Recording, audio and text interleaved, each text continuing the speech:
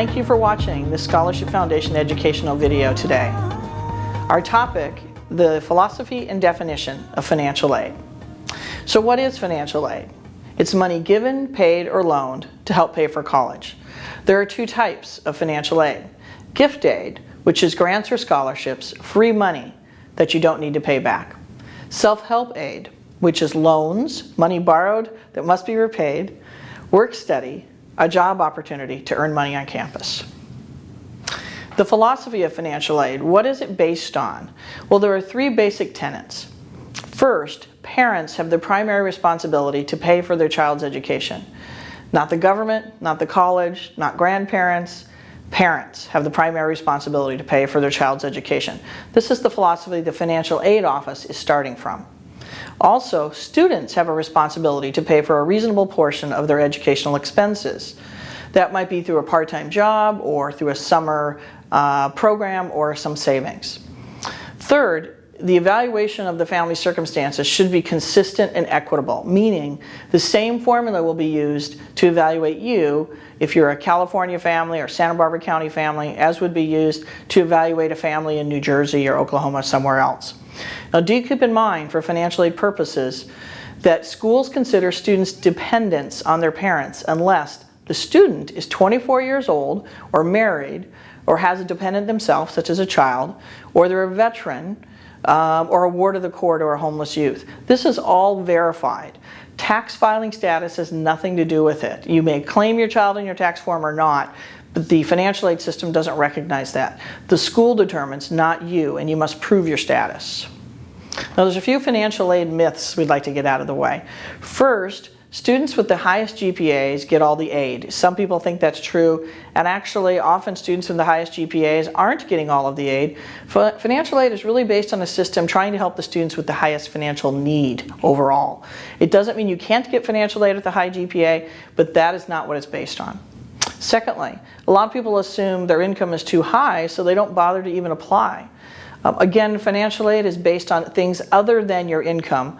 They look at assets, they look at the number of people in your family, how many will be in college, and also you may think your income's too high, but in reality it might be modest for the financial aid system. Another myth, people say, well, my brother didn't qualify, so neither will I. But what people don't know is a family might not qualify with one child in family, but when they do have another child in the family at college at the same time, they might both qualify at that time for financial aid. One more myth, people assume they should attend the college that offers the most aid.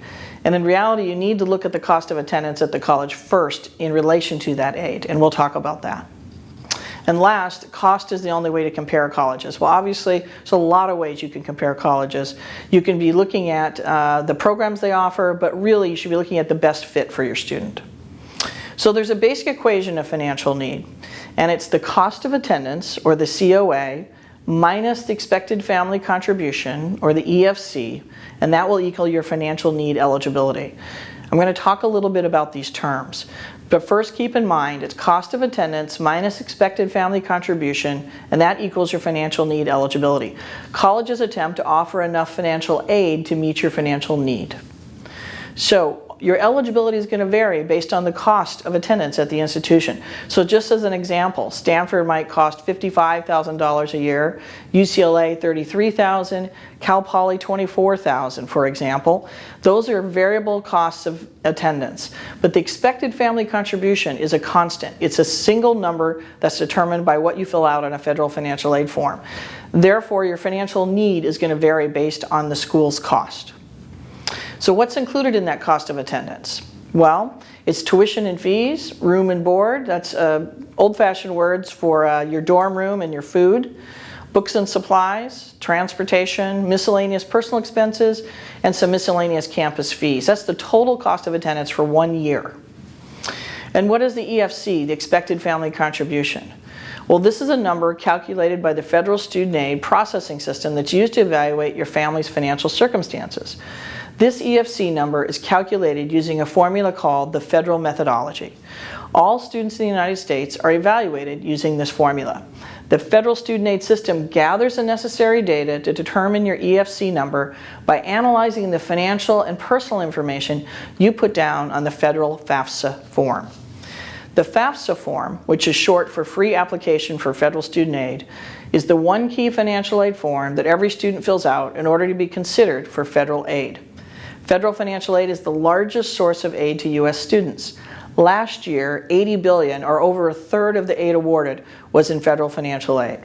So once again, the basic equation is cost of attendance minus expected family contribution equals your financial need figure, and each college will attempt to offer enough financial aid to meet your financial need. This is the basic definition of financial aid and the philosophy behind the awarding of aid. Thank you for listening, and if you have financial aid questions or need assistance, please feel free to contact the Scholarship Foundation at the information shown here on the screen. At the Scholarship Foundation, we are creating opportunity and transforming lives, one scholarship at a time. Thank you.